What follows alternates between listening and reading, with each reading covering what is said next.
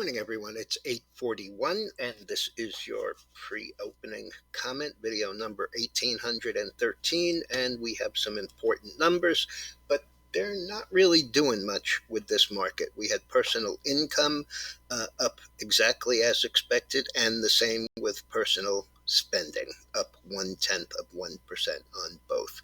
On the PCE, on a um, month over month, we were up 0.1%, which is pretty much exactly as was expected. Um, Year over year, it's 3.8% versus 4% last month. The core PCE, which is really what the Fed looks at, it is their preferred metric, also came in exactly as expected, up 0.3%. However, the uh, year over year number came in at 4.6, which is versus 4.7. Um, it looks like an improvement, but what it really does is it puts the Fed back on, if they're data driven, it's going to be really hard for them to not raise in July. Um, but more importantly than that, it looks like we're going to have to be longer. We have two basic options right now, I think.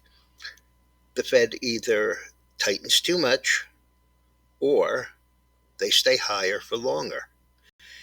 Higher for longer is kind of interesting, but you know, X food and energy in yesterday's numbers and transportation.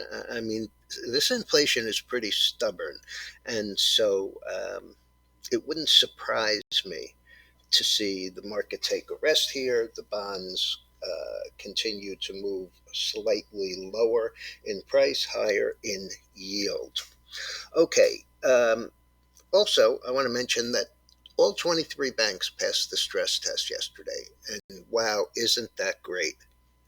However, with the number of banks aside from those 23 who don't do the stress test, that's really where the problems come in.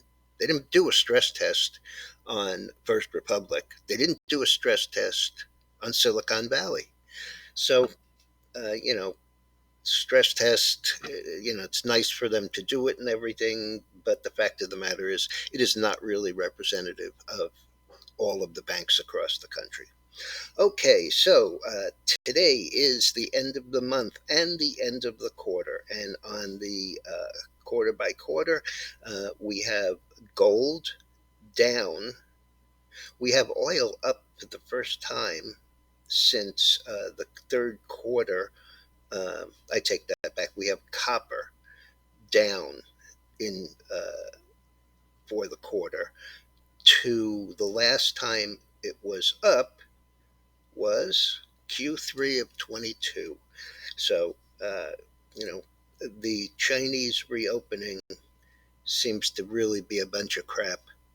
Um, and all you keep hearing is uh, they missed on this number, the manufacturing's down, they're lowering interest rates. I mean, they're doing all these things after the teleprompter readers fed us a line of crap that talked about how great the China reopen was going to be. Okay, just two names I'm going to mention this morning. Nike with a miss. This is, at the very least, befuddling to me.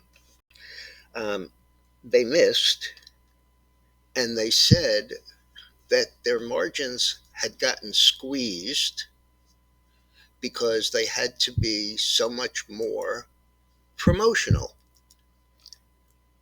And the second half of that statement is that they're going to raise prices. I don't get raising prices and being promotional. I mean, that's like, you own a Foot Locker and you go in the morning and you raise the price on everything 8%, and then you give a 5% discount. So, I just don't understand the logic there. The stock closed yesterday at 113.37. It got down to as low as 108.42, and the last is 110.11, and that is down 327, or just under 3%. One more, BHG, which is a company that it's called Bright Health Group, and they are selling a subsidiary, I guess, to Molina Health for 600 million. It basically is their California Medicare Plus, and so they're selling that. And what they're doing is they're cleaning up some debt that they have, and they're moving out of California into Florida and Texas. So, I guess that they're very bullish about those markets versus the horrendous market that California has become for just about anything. So the stock closed yesterday at 10.92. It was as high as 17.99. The last is 13.59. That's up 258, or 23%. All right, folks. The futures at 7:30. The Dow was up 100.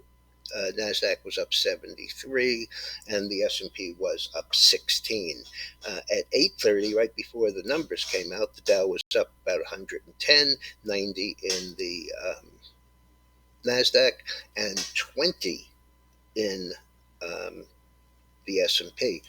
Since then, on that news, we had a move up to about 160 in the Dow, and the last is right there, about 160. S&P up about 27, and the Nasdaq is up about 124. So the market's not overwhelmingly reacting uh, to the numbers one way or the other.